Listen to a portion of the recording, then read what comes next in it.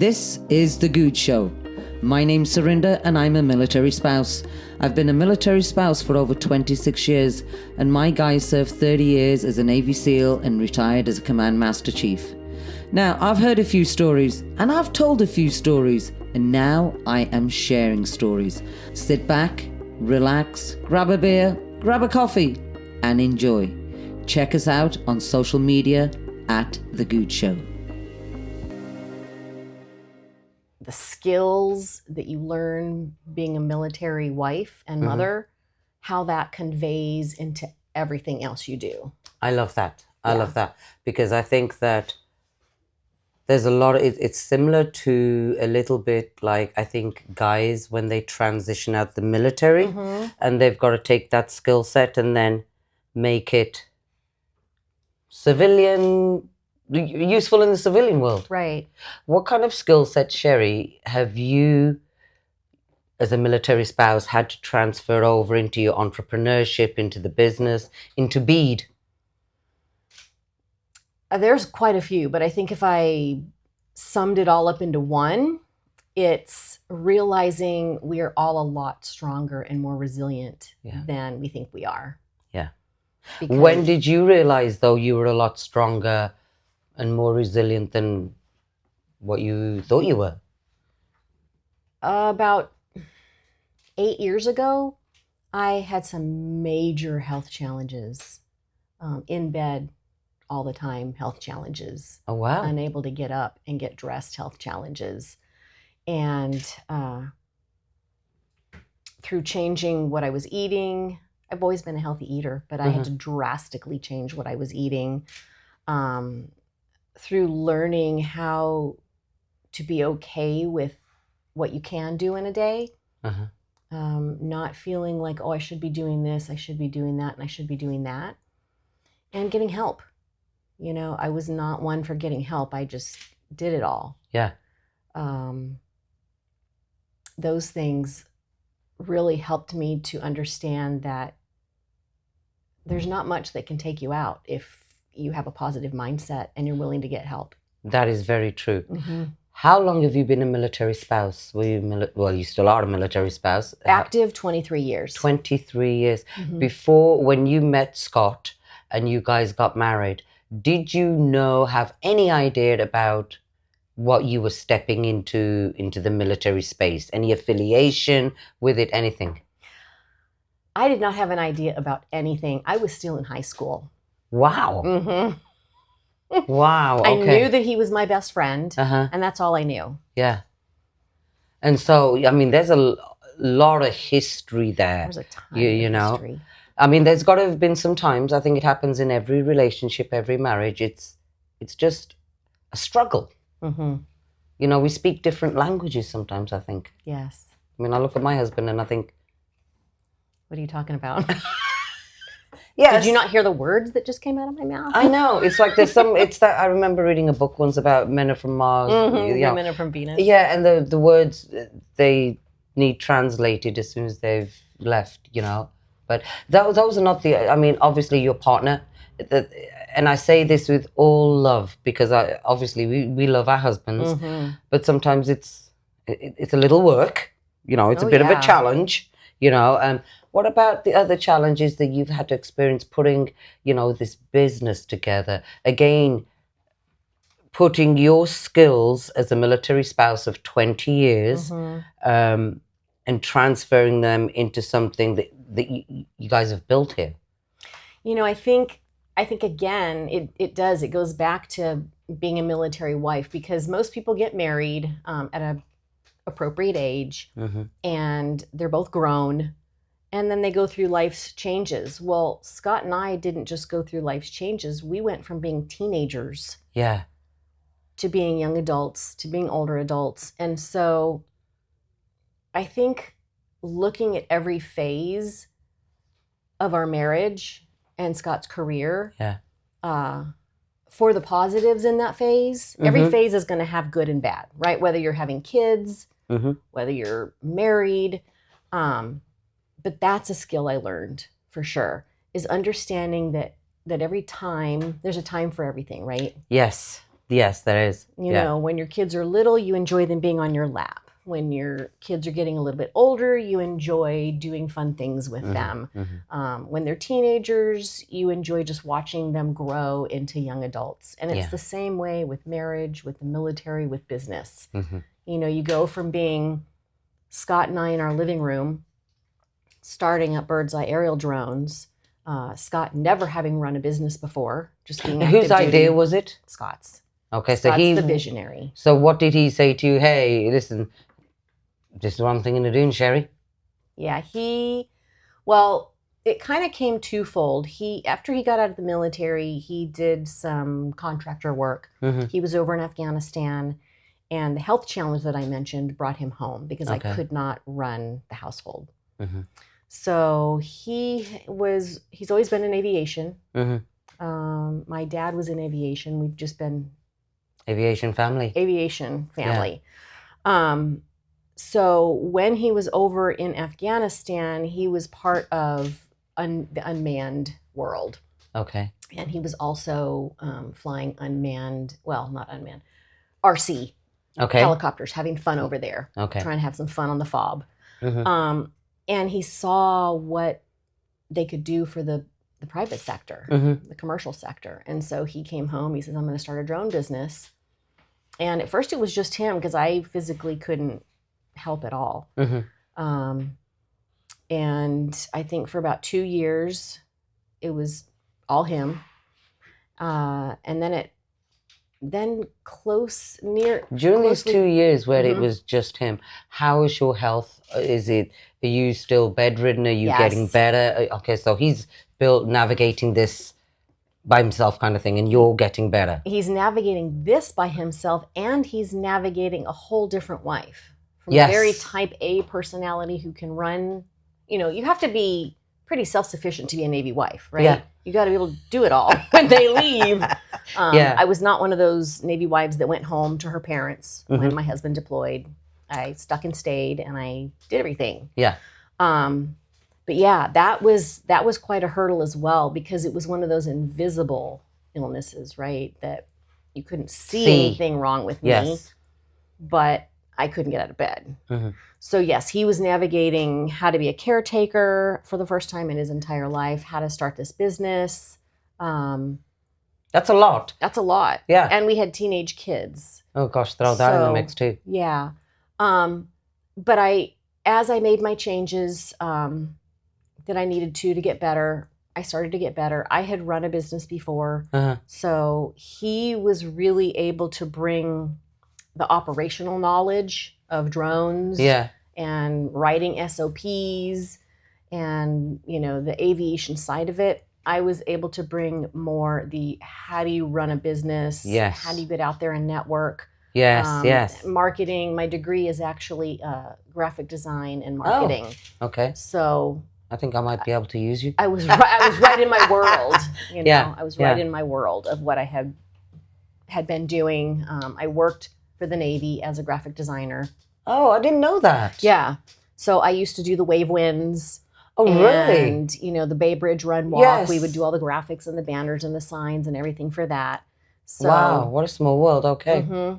Yeah. So it was really wonderful because I was actually getting my degree while working.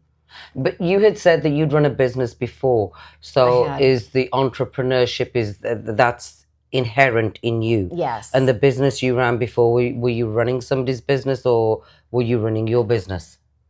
I had run a couple different businesses. For a while, I did Legal Shield and Identity Theft Shield. Okay. I did them as employee benefits. Oh. So I would work with small businesses and help them to bring beneficial, you know, benefits into the company so that their employees had these things that they could take care of. So you had a kind of like a scope of all of the business, kind of like, okay, how to know how to put the operation into operation. Right. Okay. Execution. Yes, that's the word I'm thinking of. Yeah, so he knew how to execute on making the drones fly and writing all the, you know, stuff that goes around that. But I was more the marketing, let's make this business go kind of person.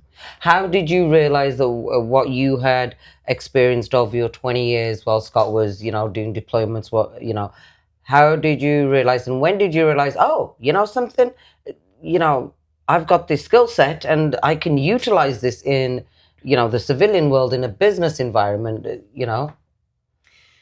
It's funny that you asked that because a lot of times you'll go through, when you're in business, you'll go to these workshops and it's like, you write down your strengths and write down your weaknesses. I always had the toughest time writing down my strengths. And so I don't think I ever realized, I have X, Y, and Z that I could use over here. Mm-hmm. It was just that the need appeared and I was able to do it. Uh-huh. So it wasn't very strategic on my part that I took all these things I'd learned and put them into practice. It just came naturally.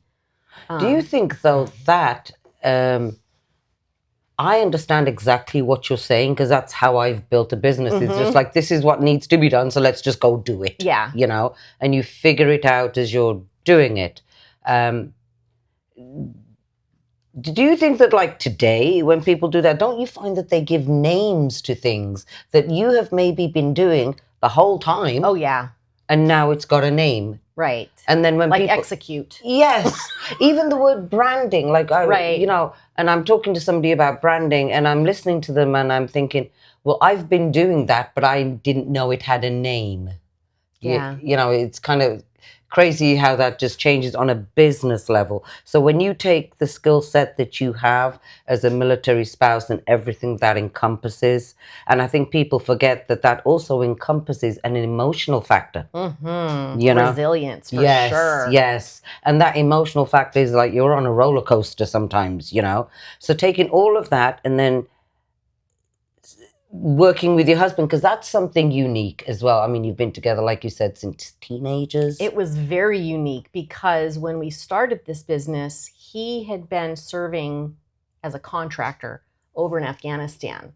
So for every year he was gone, he was only allowed to be home like 29 days. Oh, out the year. Of the year. So for the past 3 years before starting this business, we were apart 11 months, together 1 month, and then now all of a sudden we're together every single day. I know. So that was a huge transition. Yeah. We really had to develop an understanding of what were his strengths and his role, and what were my strengths and my role. How did you figure that out?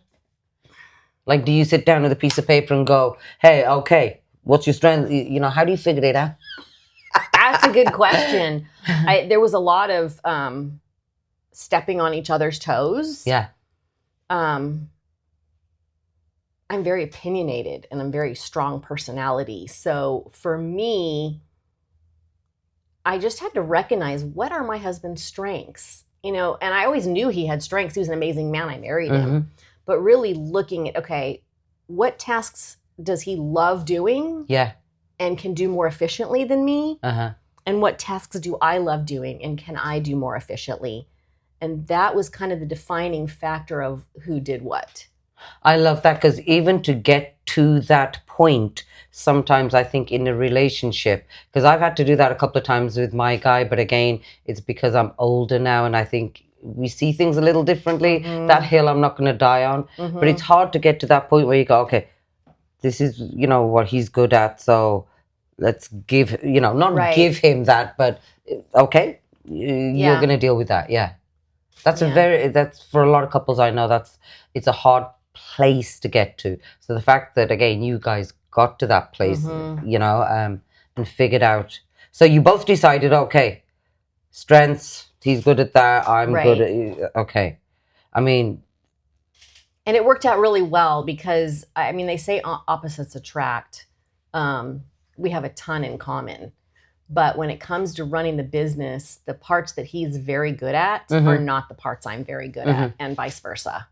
It's a good balance though, isn't it? It really is. It works out perfectly. Especially because I've met couples that are working together, but it kind of overlaps somehow, and an opinion can be taken the wrong way. Yes, it can be. Yeah, it can be. So how long have you guys been working together?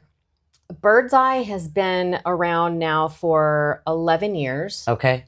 And since then, because my husband is quite the visionary, we've started another business. It's Oh. BEAD Global. Oh, okay. And it's a woman-owned drone consulting company. I love that. Yes. We had a lot of clients coming to us as BEAD for consulting. Okay. And so we decided, well, you know what? Bird's Eye is veteran-owned. It's a drone service company. Let's just kind of split off and make the drone consulting company woman-owned. I love that. We can kind of check some more boxes that Yeah. way. And we have several other things in the works as well. There's 2 other businesses that we're working on that are coming to fruition that we're very excited about because we love working in workforce development and we love supporting local and Scott's alum college. Yeah. So we work a lot with Embry-Riddle Aeronautical University and we work a lot with the colleges that are around San Diego. I love the fact that you have got several irons in the fire because I find that with entrepreneurs that I speak with, especially spouses, and I don't know if it's an entrepreneur thing with everybody, but with spouses that I speak to, we're not doing one business. It's like we've taken that multitasking to a whole different level. Right. You know? I mean, my husband looks at me sometimes and he goes, okay, Surinder, you know, one thing at a time. I'm like, no, but dude, this all goes together. Right. It's part of the big picture. Yes. I just don't think my husband realized that my picture was so big. Right. You know, and honestly, to Scott's credit, it's his picture that was this big. It was his picture that was this big, and it'll ultimately be the BEAD family of businesses. And it'll include a nonprofit. I like that. Yeah, our nonprofit is going to serve veterans and retraining them. And a big part of it is going to be providing scholarships for children of fallen heroes, whether they be veterans or first responders. I love that. Yeah. So it's brand new. The concept has been in our mind for a while, but we just got our official nonprofit status from the state. Oh, congratulations. Yes. Now, I've got to ask you, how long did that process, the whole nonprofit process take? Was it a pain in the ass? Well, speaking of Scott's strengths, that's his strength. Okay. The paperwork, getting all the certifications. He makes it look easy, honestly. Yeah. So that would be more a question for him. But I do know we've actively been working on it for about 6 months. Okay. You know, creating what the mission statement's going to be, creating who's our nonprofit. And every one of our businesses donates to a nonprofit annually, like BEAD. Oh, nice. We film CPO Day. Yes.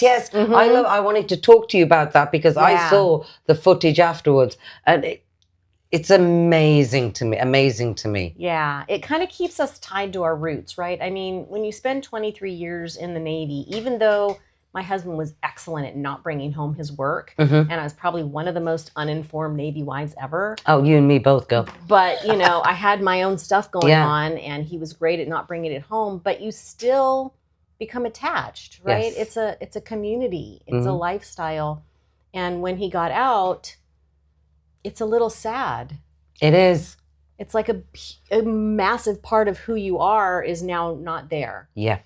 And so, you know, we originally started out a different nonprofit every year. We did CPO Day. We did United Through Reading. Okay. Yeah. Did a couple different ones. Nice. And then about 4 years ago, we decided, you know what, it's CPO Day all the way. We're just going to commit to that because they were having to use a Navy helicopter to take the pictures. And we said, you know what, we'll do it. We love it. I love that. Yeah. Because that, again, I mean, and if you know, people haven't seen it, I know Elf put it out there. I mean, and the day that I was told, no, there's going to be the drone picture. And I was like, wow, it's crazy how you guys do it. Are you wired technically to some extent to know about the drones? Are they complicated? Did you have to learn it from scratch? Like, okay, this is the drone. We did. Yeah. I mean, when we started Birdseye, you had to be a manned pilot in order to fly a drone commercially.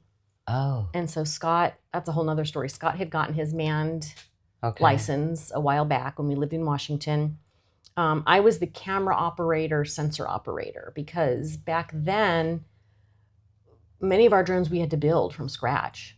They weren't just commercial off the shelf. Yeah. But the ones we started flying was mostly for movie industry, realtors and movie industry. So for the movie industry, the drone had one pilot, and then the sensor, the camera, had a whole nother controller. Okay. And so that's what I did. I was the sensor operator. And which is funny because when we go out in the field now to do safety checks and things like that on all our teams, most of them have no idea that I was the VOSO for 5 years. Again, now that somewhere in operating that camera, you put your military wife, translated those skills into operating that camera and into just building everything that you have built. Did you come across people that doubters? Oh, yes. Don't you just love that? Oh, well, when we first started, drones? Yeah. Don't those just drop bombs? Yes, yeah. And then it was drones. Do you film weddings? We were like, no. I mean, just 11 years now we've been in business. It was just maybe 2 years ago people started to catch on, oh, drones, you do surveys. We're like, yes, that's good. We do surveys. Yeah. But 8-9 years into the business, people were like, oh, you film weddings or real estate? And we're like, no, we don't. That's crazy. We have large contracts with utility companies, transportation companies. I don't think people realize, obviously, what drones really do. I mean, when I first heard of drones, to be honest with you, my line of thinking was, okay, now that we have these drones, it's now going to change the way war is conducted, which is good and bad. And then I used to think, because I saw one flying in the backyard and I was like, oh, somebody's spying on me. Yep. That's what everybody thinks. They're going to be really disappointed. I'm just picking up the dog shit. Yeah. So I think people out there still don't really fully understand what the drone is used for. Yeah. Yeah, I agree. It is growing a ton. I mean, community colleges now have drone programs. Grossmont College has one. Oh, nice. Okay. We're working with Cuyamaca. Cuyamaca has a survey degree that you can get. Oh, okay. And drones are a critical tool for a surveyor. And so we're helping them develop the curriculum and, providing a teacher, getting them their drones so that they can teach how to utilize drones for their surveyors. In San Diego, I mean, you guys are the only guys that I've heard of in San Diego that offer this service. There are others. Are they? Okay. Yeah, there are others. The drone industry has been very interesting. First, there were just a few because we were one of the first companies to be given permission to fly drones commercially by the FAA in the whole United States. Oh, wow. Yes. Okay. So first, there were very few, and we spent 90% of our time educating people on the safe and responsible use of drones and what they could do. Then the FAA changed from having to be a manned pilot to fly a drone to just taking a written test. Okay, I'm going to ask you a really silly question here because I don't know anything, right? Right. You have said to me a couple of times, a manned drone. So a manned pilot, meaning a regular airplane. So your drone is attached to the regular airplane, or how does that work? You have to be a manned pilot to fly a drone. Back when we started, that meant you had to know how to fly a manned airplane, like a regular Cessna or a 747. Okay. So where did the drone go on the Cessna? It didn't go anywhere. Okay. It didn't go anywhere. Just you had to have that pilot's license with the FAA. Okay. To fly a drone, because flying a drone, you're putting something in national airspace. Yes. And that is overseen by the FAA. Okay. And so at the time, flying a drone was an exemption. Okay. And it could be added on to a regular pilot's license. Okay. So now when you talk about drones, and again, this is like, drones for dumbasses. When you talk about drones now, So it's just the drone, the actual piece of equipment itself Yep. that is being powered by somebody.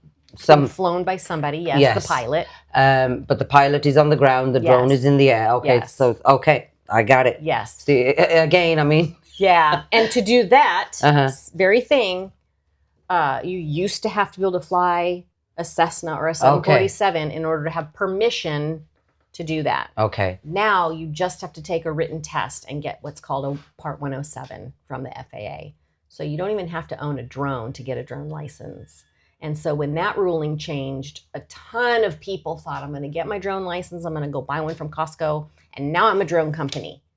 And that just opened up a can of worms that created a lot of complication for the drone industry. Because I was going to say, even if you could go into Costco, get your drone, put your battery in whatever, and put it up into airspace, you're now in airspace. So there's got to be some regulations. There is, and a lot of people don't know it. I'm shocked that it's still not on any packaging. When you buy a drone, it doesn't say, oh, you must get a 107. So it's just education, and we still do a lot of educating. But my train of thought for going there was, first, the drone industry was very sparse. Then it was flooded with all these people that thought, I'll just buy a drone and go fly it for business. To now, it's kind of weeded out. There's a good handful of solid companies that fly drones. And I will say, one of the things I'm very proud about Bird's Eye is that we started as a drone company, and we're a drone company. Most companies that fly drones were something else. They were a survey company for years, and they brought in drones. They were an engineering company for years, and they brought in drones. So that's great. We are so glad that the drones are being, more widely accepted. But BEAD is a drone company. We're aviation company first and a drone company second. So to your point, there's a couple of other companies, when I was doing my due diligence, exactly that. They were not drone companies, but now they are being promoted or using drones somewhere in their literature, Exactly. I've got to ask you, while you're working with Scott, you've got to have, how do you deal with, like, okay, you guys work together, you live together, a lot of things together. Maybe do you leave the office what happens if you leave the office and you're both pissed at each other? I mean, that goes home. How do you deal with it? Scott and I have come a long way, and we've grown through a lot. And that very, very rarely happens. Because we understand that we are husband and wife before we're anything else. We're best friends before we're anything else. We've learned whose role is what. And I honestly can't remember the last time they say don't go to bed angry. I don't remember the last time that was an issue. For me, I think one of the most important parts of everything I've done, from being a military wife to being a mom to being an entrepreneur to being a graphic designer, is that my passion is creativity. And drones, I could take them or leave them, really. Our pilots love them. Our director of flight ops loves them. Scott loves them. I could take them or leave them. To me, I get the most excitement out of creating things. I'm very creative, like painting and drawing. Oh, nice. Okay. My backyard is a certified natural habitat. Oh, is it? I love creating that. And well, hey, just let us know when the next party is, and we'll come over to the natural habitat. I mean, it started out as just chaparral up there, and we have 30 fruit trees up there now. Nice. But creating businesses, creating opportunities for people, creating SOPs, creating policies, creating graphics. I love all of that. And when we work with students as, I'm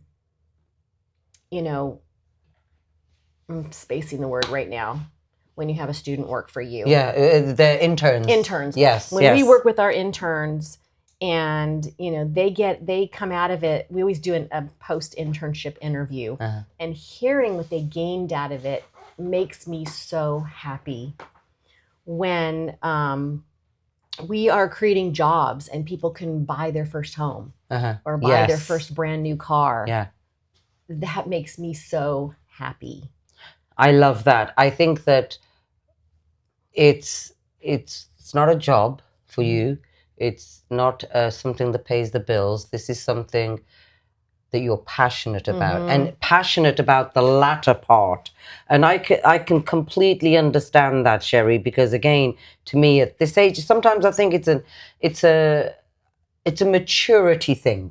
You know, when I look at other military spouses that are younger than myself, and I think to myself, you know, when we give them something, whatever, we give them even if it's a resource, you know, it warms my heart because that doesn't cost anything. It doesn't cost anything to be nice, you know. And I've met a lot of gatekeepers in the mil-spouse space as well.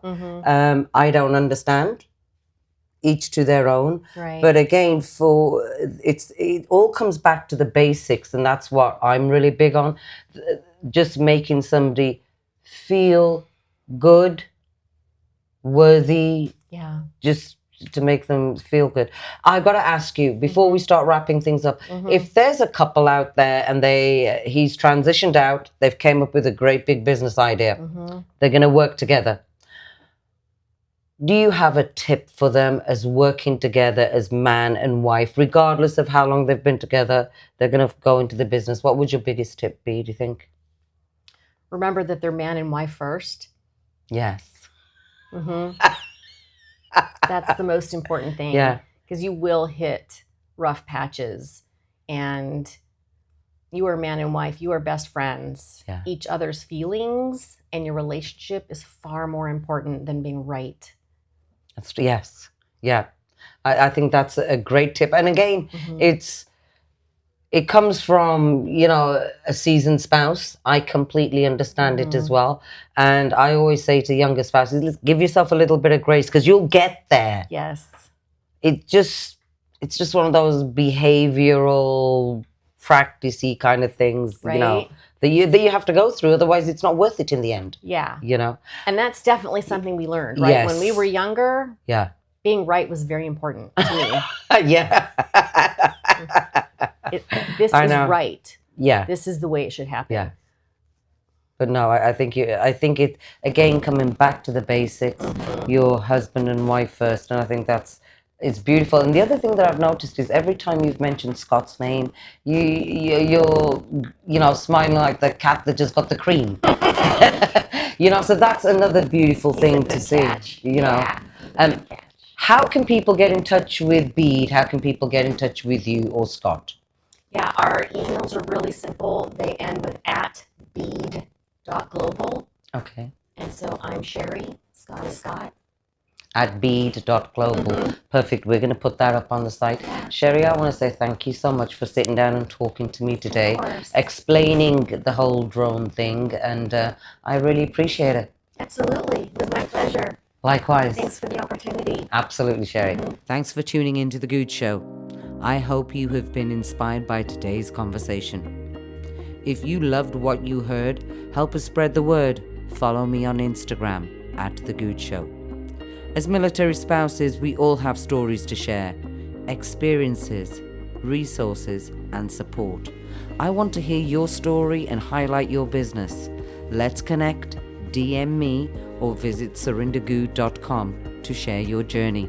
Until next time, take care, stay inspired, and keep doing good things.